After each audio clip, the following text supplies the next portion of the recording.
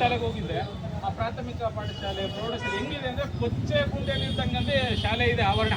ಈ ಸರ್ಕಾರಿ ಶಾಲೆಗಳು ಅಂದರೆ ಏನು ಅಂದ್ಕೊಂಡಿದ್ದೀರಾ?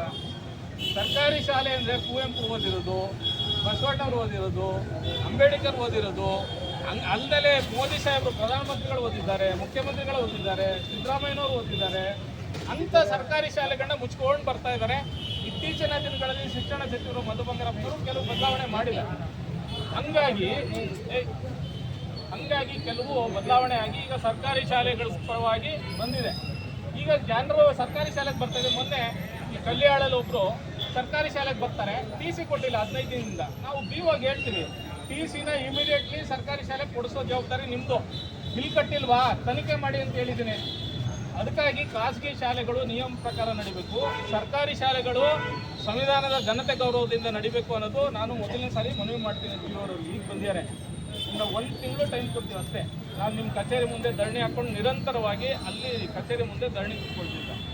ಇದಾಯ್ತಾ? ಇನ್ನು ರಂಗಾಪುರ, ಕಲ್ಲಾಪುರದಲ್ಲಿ ಇನ್ನೂ ಬರುತ್ತೆ ಪಾಪ ಇವರು ಹೊಸಬರು. ರಂಗಾಪುರದ ಸರ್ವೆ ನಂಬರು 74 ಎಕರೆ ಇದೆ ಸರ್, 1ನೇ ನಂಬರು ರಂಗಾಪುರ. ಅದರಲ್ಲಿ 22 ಎಕರೆ ಕೊಟ್ಟಿದ್ದಾರೆ. ಈಗಲೂ ಕೂಡ ಕಂದಾಯ ಅಂತ ಪಾಣಿಯಲ್ಲಿದೆ. ಆದರೆ 57 ಅರ್ಜಿನ ಅರಣ್ಯ ಅಂತೇಳಿ ವಜಾ ಮಾಡಿದ್ದಾರೆ ತಹಶೀಲ್ದಾರ್. ಹಿಂದೆ ಪಕ್ಷಪ್ಪ ಇತ್ತಲ್ಲ, ಅವರು ವಜಾ ಮಾಡಿದರೆ